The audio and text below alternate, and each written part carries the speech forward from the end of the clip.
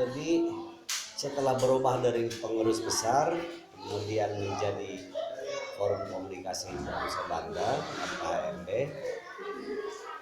sampai sekarang sudah berapa puluh tahun tidak jelas posisinya. Karena itu maka sekarang yang eksis lagi ya HMB Jaya yang posisinya di Ciputat ini. Saya kira perlu dipikir apakah mau dilanjutkan FKHMB, apakah mau kembali kepada pengurus besar. Kalau salah seorang tokoh Banten almarhum Pak Tubagus Hasan Sohib dulu ke kita memang inginnya adalah pengurus besar, pengurus besar. Jadi HMB itu jadi pengurus besar. Dan saat itu almarhum beliau bahkan di hadapan kita nantang-nantang, ayo katanya, saya bikinkan tuh sekretariat kantornya gitu kan. Kalau itu jadi pengurus besar bukan hanya Jakarta gitu. Nah sekarang mau diapakan FK? Ya FK sudah, saya kira sudah mati lah, sudah tidak ada harapan lagi. Terus ketuanya juga ya nggak tahu, saya saudara Maman itu ya orang Batu Bantar ya, saudara Maman itu juga Allahu a'lam apakah masih berpikir tentang FKHMB atau tidak. Kan udah berapa puluh tahun ini vakum gitu. Nah sekarang kembali ke HMB Jaya. Saya kira itu kalau sejarah HMB ya sampai terbentuk FK. Panjang sekali ya, banyak peristiwa-peristiwa di balik proses dari awal berdirinya PBHMB, FKHMB. Tapi sebelum terjadinya vakuman itu ada peristiwa nggak, Mang, sehingga membuat FKHMB ini pada akhirnya vakum atau tidak jelas gitu kan keberadaannya hingga saat ini? Saya nggak tahu apakah ada pengaruh setelah Banten jadi provinsi kemudian semangatnya mulai memudar ataukah tidak, wallahu alam ya. Harapan kita sih, saya sebagai senior, saya kan sudah tua ya, saya sudah tua itu pasti, tetapi merasa tua itu pilihan. Artinya meskipun dari sisi usia tua, saya tetap aja merasa masih semangat. Dan meskipun Banten setelah jadi provinsi ya tetap semangat untuk kebantenannya harus. So, siapa lagi itu tadi, saya ingat pesan Prof. Bakhtiar Rifai, ibda bin nafsik, dalam konteks Banten yang mulai dari Banten kalian ini. Kemudian konteks nasional ya berpikir tentang Indonesia gitu ya. Jadi semoga tidak, dan bukan semoga, saya kira seharusnya tidak luntur itu rasa perhatian terhadap kebantenan itu, terhadap Banten meskipun sudah jadi provinsi. Karena terus terang ya kita patut juga bersyukur setelah jadi provinsi ada perubahan, harus diakui ada perubahan fisik. Misalkan jalan yang jadi kewenangan provinsi sudah cukup bagus, bisa dikatakan ya tinggal sekian persen mungkin yang masih agak rusak, paling mungkin sekitar 20 kilometeran mungkin ya. Artinya ada perubahan, beda dengan ketika kita masih di Jawa di bawah Jawa Barat dulu ya.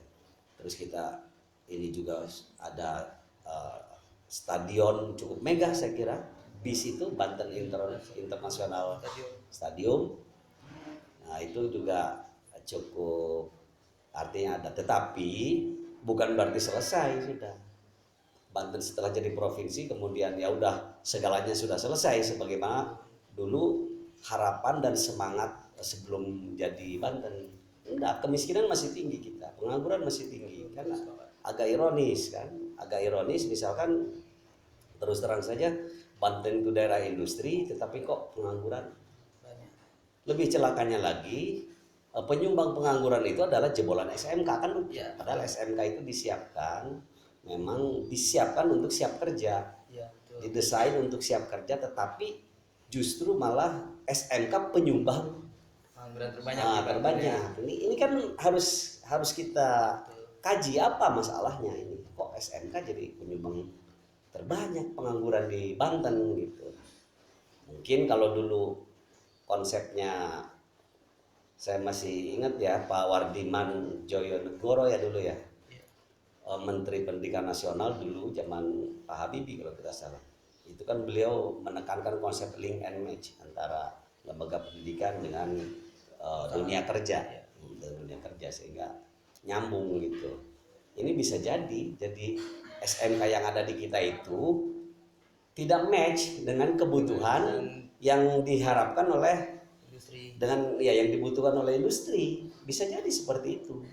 Nah ini kan perlu kajian serius. Nah teman-teman HMB ini khususnya ya teman-teman HMB sebagai komunitas intelektual, saya kira harus juga memiliki perhatian terhadap itu soal pengangguran, kemiskinan. Nah jadi ya itu saya kira belum selesai kita peduli terhadap Banten, mungkin sampai akhir hayat harus. Menarik tadi Mang disebutkan bahwa sampai ditantang begitu ya bahasanya kira-kira sama ini Kiai Hasan sampai ingin diberikan sekretariat untuk pengurus besar, tapi nyatanya karena nggak berhasil. Tetapi di HMB Jaya itu sendiri di Ciputat Mang bisa ada gitu loh bangunan megah untuk mengakomodir Iya. mahasiswa Oke, ini saya itu kira menarik itu untuk dibahas. Sebenarnya begini. Jadi asrama yang sekarang jadi asrama putri ya, itu adalah hibah dari Haji Harun Al-Rashid, senior kita, orang Cilegon, dan memang beliau salah seorang pejabat di Kementerian Agama. Jadi menghibahkan beliau membeli sebidang tanah itu, sepetak tanah itu luasnya mungkin ada 200-an, mungkin 200 meteran kali. Terus ada bangunannya, bangunan tua lah kira-kira begitu. Terus saya ingat dulu dengan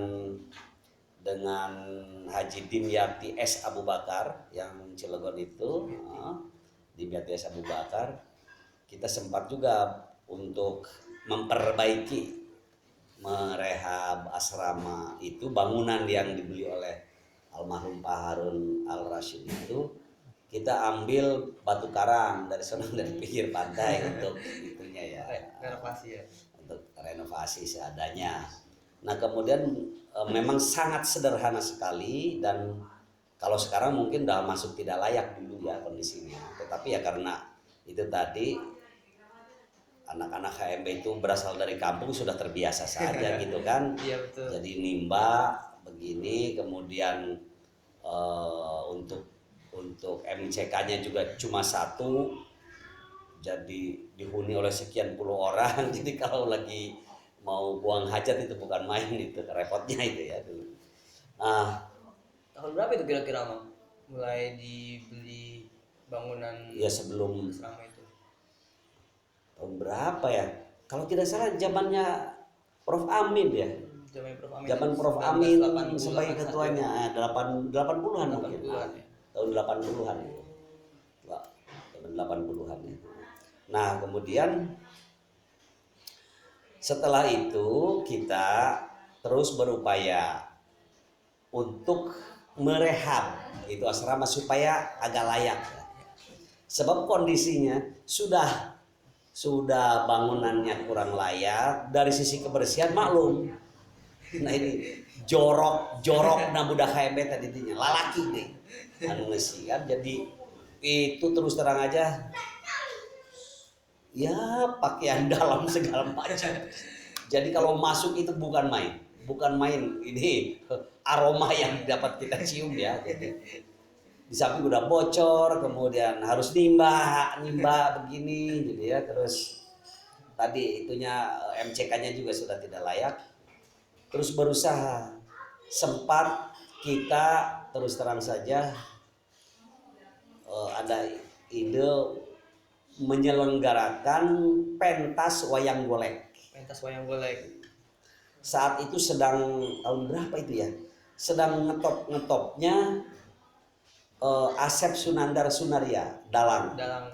Itu grup wayang golek Giri Harja 2 kalau tidak salah. Saya masih hafal. Karena kebetulan saya dipercaya untuk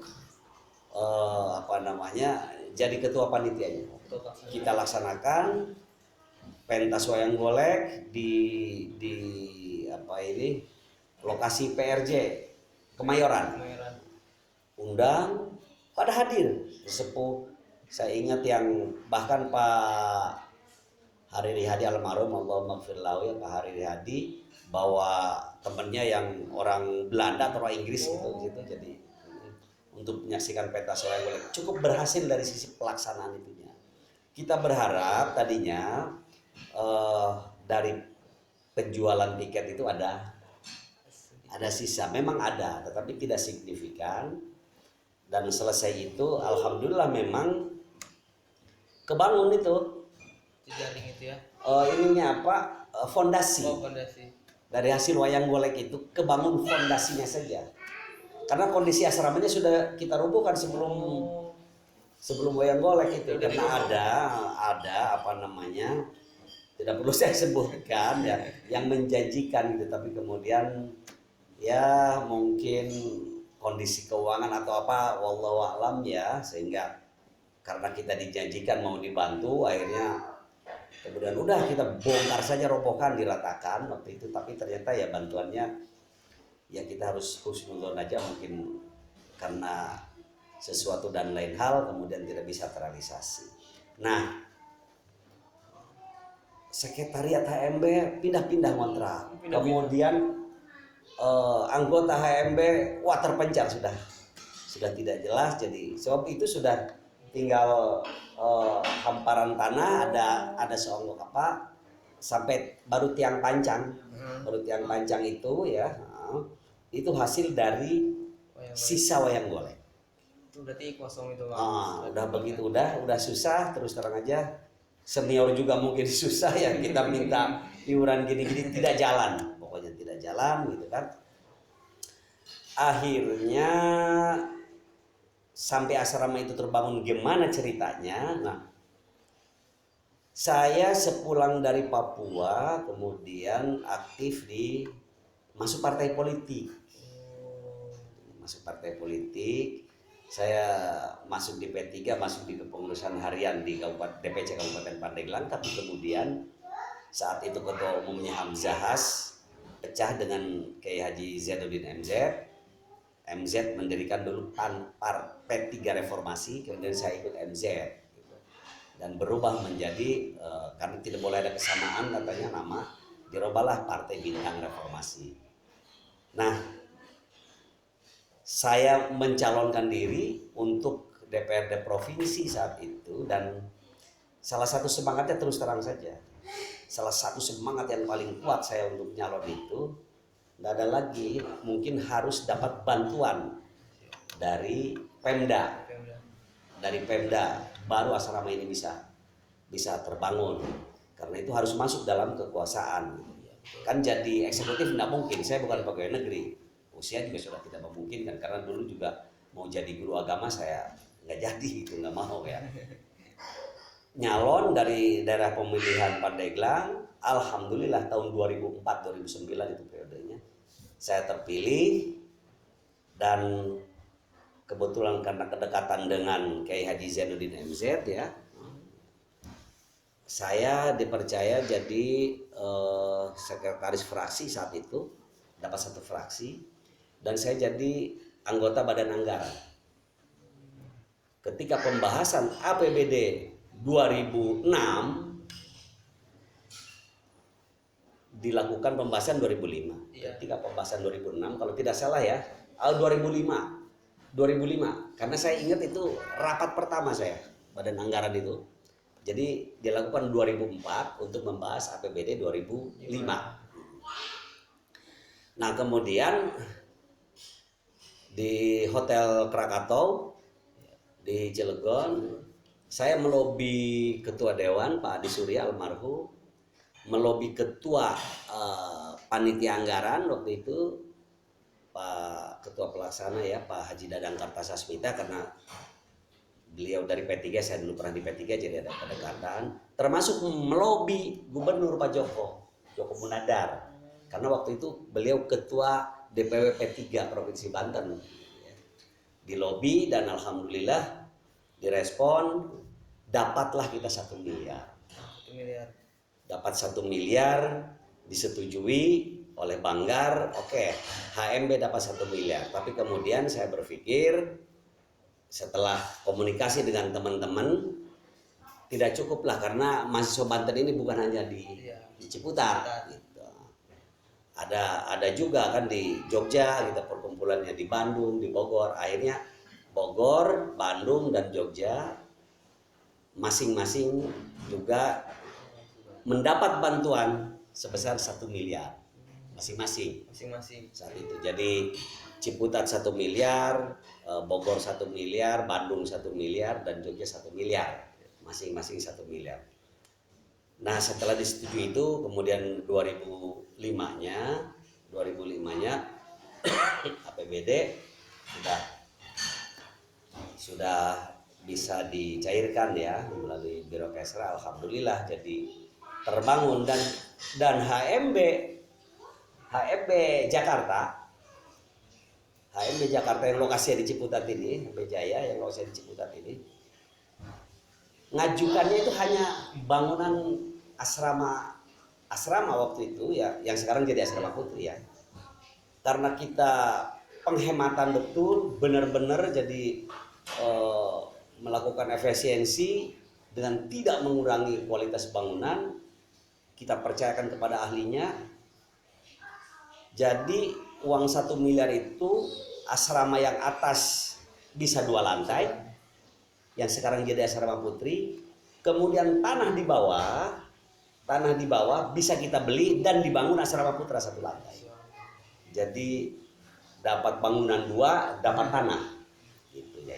Jadi itu cerita alhamdulillah sampai terbangun asrama HMB sampai sekarang dengan kualitas. Ketika kebetulan pas selesainya itu yang meresmikan Ibu Atut, PLT Gubernur waktu itu ya, karena Pak Joko ada masalah itu, ada kasus itu, dan Bu Atut juga menguji, bersyukur gitu loh, sampai kok bisa maksimal seperti ini dengan sekian, bisa bangunannya bagus gitu kan. Bahkan menurut beliau ini di atas rata-rata bangunan, wallahu alam ya, dan konteks apa beliau bilang begitu, tetapi di depan saya. Terus juga dapat tambahan, jadi ya itulah sejarahnya sampai kita punya asrama sampai sekarang. Panjang prosesnya Mang ya. Panjang. Dari yang tadinya mandek hanya tanah karena apa tadi dijanjikan akan dibangun, sudah dirobohkan sama kita, sudah dibangun-bangun. Satu lagi tadi Mang yang kayaknya ketinggalan. Saya coba balik lagi dari pengalaman Mamang sebagai ketua umum PB Mang ya. Kan pada saat itu mungkin banyak sekali masanya karena statusnya pengurus besar ya kan. Otomatis banyak sekali kader-kader di HMB itu sendiri. Nah saya penasaran Mang, ketika itu program kerja Mamang terkhusus di bidang mungkin sosial, ekonomi maupun politik itu seperti apa Mang ya? Jadi ketika jadi PB kemudian dimulai dari zaman M Taufik ya, ketua umum pertama dan saya sebagai sekjennya. Mulai di Jakarta dulu itu udah di tiap perguruan tinggi Unkris terbentuk ya, Jayabaya iya ya, kemudian Mercubuana. Nah, Mercubuana itu kemudian ya Maman ini yang jadi FK kan. Kemudian ya kalau IKIP, IAIN, kemudian apa namanya UI, ya terus UMJ ikut gabung ke Ciputat, termasuk mungkin Unpam juga ada kali, tapi dulu masih kecil, saat itu masih kecil Unpam. Nah ya program kita ya tetap satu, membebaskan untuk menggembleng diri, silahkan bebas memilih organisasi ekstra ya, silahkan. ada yang di HMI, ada yang di PMII, ada yang di MM Musuh Ciputat misalnya seperti itu. Saya kira yang lainnya juga begitu. Silahkan saja. Tetapi lagi-lagi setelah kalian juga menggembleng diri di organisasi ekstra itu, tetap jiwa semangat kebantenannya jangan hilang. Ya udah kembali, ketika kembali di HMI ditularkan lagi itu tradisi-tradisi. Kalau Ciputat misalkan tradisi diskusi, tradisi debat seperti itu dilanjutkan. Kemudian program yang rutin yang dari dulu melakukan sosialisasi penerimaan mahasiswa baru dari tiap perguruan, kita turun ke bawah, cabut dari IAIN, dari IKIP, dari UI, ya dari perguruan tinggi lain, sama-sama dibagi gitu. Siapa yang ke Lebak misalkan, Kabupaten Lebak, siapa berapa orang, kabupaten ini berapa orang, kabupaten ini berapa orang, dibagi, dan kita memberikan pencerahan lah kepada calon calon mahasiswa, ya kita anggap calon mahasiswa. Jadi yang dari IAIN ya kita presentasi bahwa IAIN ini begini gitu, bukan hanya doa, bukan hanya gini gitu lah. Dari UI ya begitu ya, jadi adu gagasan gitulah, menawarkan ini, kampanye lah, menawarkan, sehingga kan cukup banyak itu berduyun-duyun. Memang terbanyak itu ya IAIN dan IKIP dari dulu, dari Banten itu. IAIN dan IKIP, di samping mungkin dari sisi biaya lebih murah, kalau sendiri. Anak HMB itu sekarang kalian ya udah alhamdulillah lebih, mungkin dalam tanda petik lebih punya kemampuan lah, mapan lah. Dulu itu Masya Allah. Kalau saya harus cerita sejarah awal-awal ya itu mungkin setengah nggak percaya kali ya. Kalau saya cerita pribadi, saya datang dari kaki Gunung Polosari tahun 79 ke IAIN, kondisi belum ada listrik, becek. Bagi saya karena biasa di kampung ya nggak ada masalah. Memang di kampung juga nggak ada listrik gitu, nggak ada masalah bagi saya. Kemudian orang tua pegawai negeri golongan rendah gitu kan. Nah itu dia, kita sama-sama sering diskusi. Jadi kadang-kadang lari saya di sekretariat HMI, ada bekas ngesit dulu ya, di sit ya di apa ya. Jadi ini itu pakai ini di sit ini putar. Sekarang mah fotokopi, dulu di sit itu banyak yang afkir, ada nggak usah disebutkan. Sekarang sudah berhasil, teman saya itu dikumpulin, dijual, kebeli terasi, kebeli cabai begitu, kebeli telur 2 biji gitu, misalkan untuk tutup itu. Bahkan saya tidak sampai 1 tahun sih, 6 bulan mungkin jadi pengecer koran di Blok M. Saya ingat itu sampai kenal baik itu sama kondektur dan kenek Maya Sari Bakti, karena Sunda ya, Maya Sari Bakti itu Sunda. Jadi itulah, kemudian suatu saat tidak ada bekal, segala macam sudah habis, pulang tidak mungkin karena pertengahan bulan, kan harus awal bulan kalau pulang mau minta ke orang tua itu. Akhirnya udah, pas kebetulan besoknya hari Kamis saya puasa Senin Kamis istilahnya, puasa, tetapi juga tidak menyelesaikan masalah. Pas buka minum kopi, ada kopi pahit ya, diminum udah. Tapi apa lagi, kebetulan di Kampung Hutan itu pohon kecapi masih banyak. Jadi saya mengut kecapi yang jatuh. Jadi buka minum kopi pahit dengan kecapi, tidak sakit perut. Makanya mungkin kalau nggak ingin sakit perut, kopi pahit dengan kecapi. Nah, ya tapi sudah harusnya mungkin sedang buka begitulah di sholat maghrib ya, terus pas lagi baca yasin, surat yasin, kemudian ada yang getok, assalamualaikum, waalaikumsalam, ada apa ya, mohon maaf katanya ini ada tahlilan katanya. Malam Jumat kan, dari siapa namanya lupa saya, yang jelas waktu itu yang meninggalnya adalah kapten kapal Tampomas 2, kecelakaan Tampomas 2 dulu. Jadi itu kan keluarga Prof Ibrahim Hussein. Pas itu saya di ininya oleh anaknya Pak Baden itu di depan kontrakan. Ya udah, bisa makan, bisa buka gitu. Artinya cerita-cerita itu ya tidak asing bagi anak-anak HMB.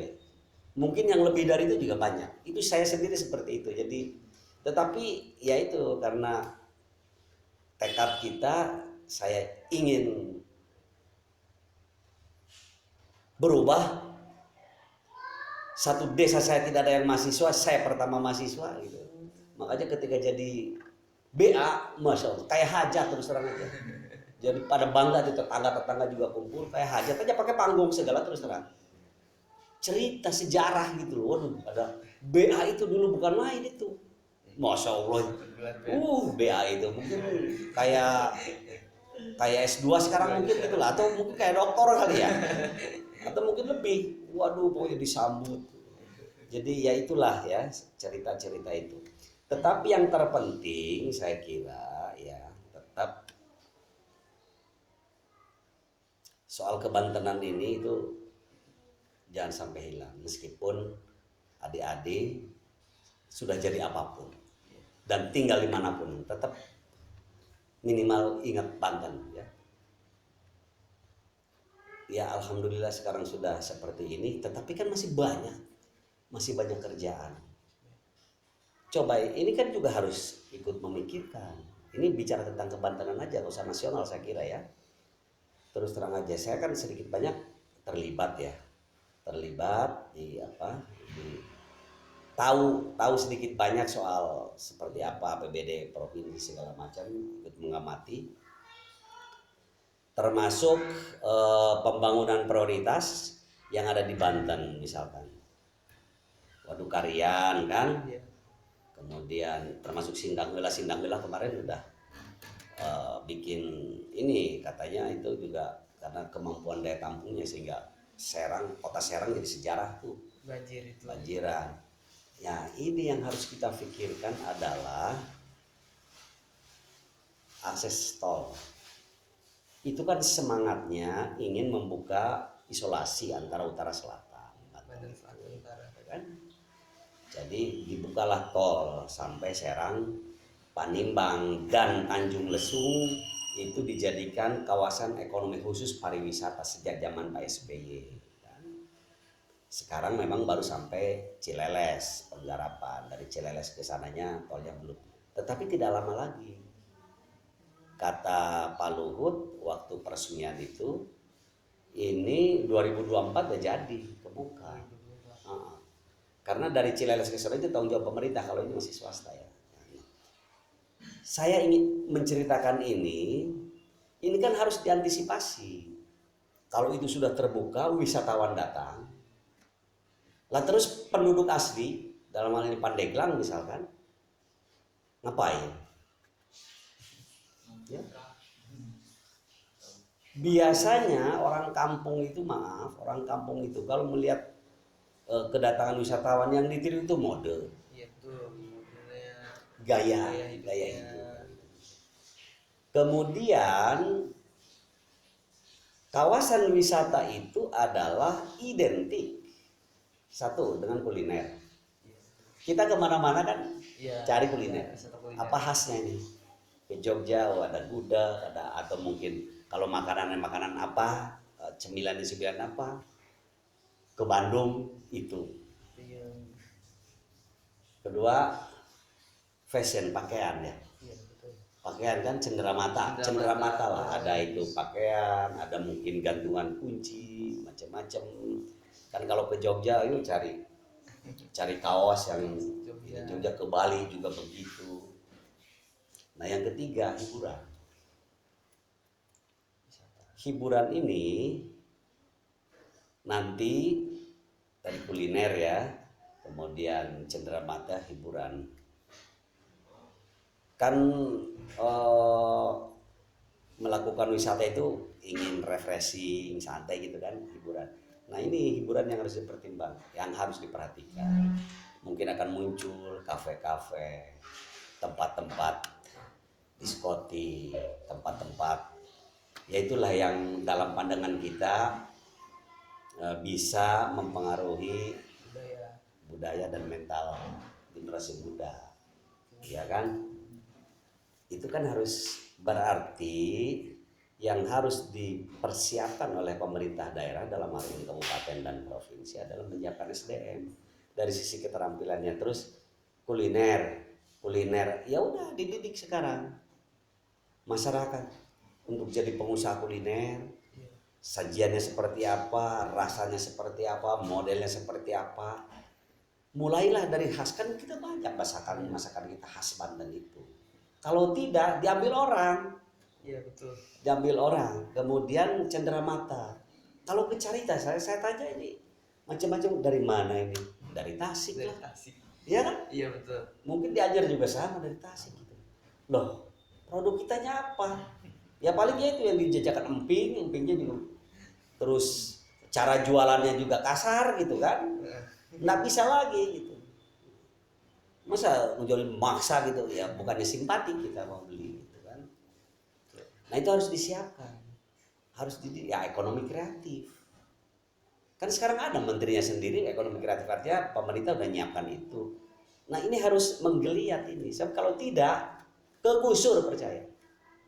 Ujungnya kita khawatir nanti generasi muda udah terjerumus ke yang perempuannya maaf misalkan kan, karena tuntutan ekonomi kemudian cari kemampuan keterampilan tidak punya apa maaf ya bisa jadi jual diri ujungnya kan. Iya Harus siap juga ya Bang ya. Siap harus SDM-nya. jadi. Nah ini juga kita Matlul Anwar juga sebagai ormas yang asli ya lahir dari Menes, saya kira punya peran dan tanggung jawab itu untuk menyiapkan, mempertebal keimanan mental Sepakat ya. gitu. Kalau tidak waduh habis. Termasuk harusnya ada sosialisasi tentang kesadaran masyarakat semampu mungkin tanah yang mereka miliki, karena itu akan menjadi harganya juga nanti Iya. mahal dan bisa dijadikan mungkin tempat usaha segala macam, jangan dijual sekarang. Iya betul. Iya, sebab dengan harga misalkan 100.000, 200.000 sekarang punya tanah 1.000 meter dapat 200 juta. Nah itu tadi gaya kadang-kadang kita yang kurang ini mah karena syahwat kemewahan segala macam, ngelihat tetangga punya mobil, orang memang usahanya mampu gitu, ngejual tanah beli mobil 1 tahun udah hancur mobilnya, tanah tidak ada, ujungnya dia jadi satpam di tanahnya sendiri. Kan banyak cerita itu. Betul. Dia pemilik tanah tapi udah dijual, terus pemanfaatan ininya tidak menjadi modal produktif karena konsumtif aja gitu, habis begitu kan, habis ya jadi satpam ngejagain tanah yang tadinya tuan di tanahnya sendiri, sekarang ya penjaga ngejagain tanah orang gitu. Ini yang harus saya kira HMP kalau perlu coba koordinasi dengan pemerintah provinsi dan pemerintah kabupaten kota untuk melakukan seminar atau apalah gitu. Cari sponsor. Sebab kalau tidak dibiarkan, saya khawatir jarang yang memikirkan itu. Ya harapannya HMP tadi itu pesan Bapak Bahtiar, awas jangan sekali-kali kamu melupakan tentang misi kamu tentang kebantenan dimanapun kamu berada dan sebagai apapun gitu. Jadi Luar biasa sekali apa yang sudah disampaikan oleh Mang Babai. Apa-apa yang disampaikan so banyak manfaat ilmu yang bisa kita ambil. Nah, mungkin ya ada quotes untuk closing statement Mang untuk teman-teman penonton nanti. saya tetap mengutip pesan Profesor Dr. Insinyur Haji Tubagus Bakhtiar Rifai itu, bahwa HMB itu ada dua kata kuncinya, mahasiswa dan Banten. Mahasiswa itu calon intelektual yang akan menjadi pemimpin masa depan. Banten itu satu entitas. Jadi mahasiswa intelektual nanti, bahkan dari sekarang sebetulnya sudah menjadi terjun di masyarakat sebagai apapun. Sebagai apapun, sebagai politisi mungkin jadi anggota legislatif, sebagai eksekutif, jadi bot ASN segala macam. Banten. Kata beliau, ingat sabda Nabi, ibda bin nafsik, dalam konteks kedaerahan Banten, daerah kamu. Mulailah dari Banten. Kita tidak dilarang untuk memulai dari Papua misalnya, atau dari Jawa Timur, dari Sumatera. Tetapi kalau kaitan hadis tadi, ibda bin nafsik, mulailah dari dirimu dalam konteks kedaerahan, yang mulai dari Banten. Dalam konteks kenegaraan, mulai dari Indonesia. Jangan mikirkan dulu luar Indonesia. Nah itu ya, jadi ya ini yang kadang-kadang banyak itu juga suka disampaikan oleh tokoh orang di daerah lah, buku Cina orang Banten malam ngejarani Cina di luar pohon. Dia ingat karena Banten nggak ingat gitu kan. Nah itu pesan Pak Bahtiar itu jangan begitu. Kamu ada di luar negeri, tetap pikiran kamu apa yang kamu bisa bantu. Nah dikaitkan lagi tadi itu kan. Itu menjadi moto hidup saya, khairun nas anfa'uhum linnas. Sebaik-baik manusia adalah yang bisa memberikan manfaat kepada sesama. Jadi rangkaiannya ibda bin nafsiknya yang Banten. Ya syukur-syukur saya bisa dalam konteks keindonesiaan. Ya kira-kira itulah harapan saya sebagai orang yang insya Allah ya mungkin ya sampai akhir hayat saya tidak akan melupakan HMB. Terus terang aja, tetap berpikir sekarang pun wasilahnya kemarin dapat hibah dari provinsi itu harus ada legalitas. HMB itu nggak punya akte, nggak ada. Karena itu dibikinlah yayasan, namanya Yayasan Himaba, Himpunan Alumni Mahasiswa Banten. Termasuk Amin juga di situ masuk ya. Nah, sebetulnya gagasan kemudian berkembang, saya sih dalam pikiran saya, Himaba ini terlalu kecil kalau hanya untuk ngurusin asrama. Bahwa sejarahnya ini lahir karena tuntutan itu iya, boleh. Tetapi kemudian masa cukup segitu? Enggak cukup. Apa? Harus ada tugas-tugas sosial. Tadi itu kata Pak Bahtiar, awas kebantenan kamu. Ya udah, ini nggak usah lah masyarakat umum dulu. Coba Himaba ini mulai. Berapa banyak alumni HMB yatimnya yang susah? Kan sudah banyak yang almarhum. Coba diinventarisir berapa banyak. Terus apa yang bisa dilakukan oleh kita ya, yang masih jenang, yang masih hidup, untuk membantu anak-anak yatim itu? Itu baru yatim. Berapa banyak alumni HMB yang secara sosial ekonomi kurang mampu? Itu harus jadi perhatian. Ngurusin asrama mah kecil. Maaf. Masa Himaba hanya mikiran asrama? Walaupun memang soal legalitas pun sekarang belum, masih jadi masalah. Tapi saya sih optimis. Insya Allah itu selesai ya. Tapi harus mulai berpikir itu. Lebih lanjut, berapa banyak kader HMB yang harus kita support untuk studi? Mungkin anggota HMB banyak. Apa yang bisa dilakukan? Berikutnya, berapa banyak kader HMB yang sekarang membutuhkan support dalam pengertian untuk mencapai posisi puncak karirnya? Itu juga harus diperhatikan. Yang ASN, kalau dia memiliki potensi dan sesuai dengan ketentuan, harus bergerak juga alumni HMB ini untuk bersupport. Yang di Kementerian Agama, ya mungkin yang jadi kepala Kemenak, yang jadi Kakanwil, yang jadi direktur di sini, harus itu. yang di Pemprov, yang ingin jadi kepala dinas, dorong. Itulah tugas kebersamaan, memikirkan kepentingan yang diamanatkan oleh Prof. Bakhtiar Rifai itu seperti itu. Atau saya kalau hanya himaba ngurusin asrama, saya keluar mendingan dari himaba, nggak perlu ngapa gitu kan.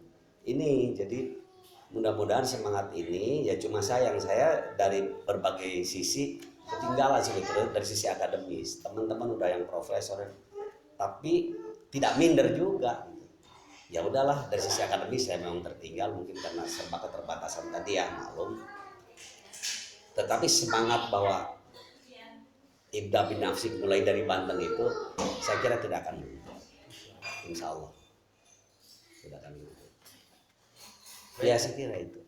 Terima kasih Mang Babai sudah menyempatkan waktunya untuk mengisi podcast Himpunan Mahasiswa Banten. Semoga Mamang selalu diberi kesehatan, lancaran rezeki, dan kita juga minta doanya agar kita diperlancar segala urusannya. Oke, jadi harus semangat terus ya. Nggak usah minder bahwa kita lahir semua tidak punya apa-apa. Nggak usah dijadikan sumber keminderan. Dia mau orang kaya, dia enggak. Hilangkan itu, saya ini orang gak punya. Tetap maju. Hidup ini kita yang menentukan, bukan siapa-siapa. Itu tadi, makanya tua itu pasti, secara usia pasti. Saya ini lahir tahun 59, udah 63 tahun. Tetapi merasa tua itu pilihan. Ada yang usianya baru 40-50 tahun udah merasa tua, itu karena pilihan. Saya enggak, saya merasa muda terus. Meskipun udah 23. Ya. Karena kalau udah merasa tua, apa yang bisa kita? Saya belum bisa memberikan manfaat apa ini ke Banten ini. Yang mudah-mudahan dari sisa ini bisa gitu. Makanya harus tetap semangat aja. Ya. Saya pernah mendengar beberapa kata-kata mutiara yang kayaknya agak masuk nih dengan bicara kita. Jadi saya pernah mendengar, saya lupa dari siapa. Jadi sebagus-bagus yang merpati itu bukan dilihat dari sebagus apa bentuk tubuhnya atau sebagus apa dia cara terbang itu, tapi sebagaimana dia bisa terbang jauh lalu pulang kembali ke rumahnya. Mungkin itu yang bisa saya sampaikan. Kurang lebih mohon maaf. Bila taufiq wal hidayah. Wassalamualaikum warahmatullahi wabarakatuh. Waalaikumsalam warahmatullahi wabarakatuh. Nuhun. Siap. Diedit bela.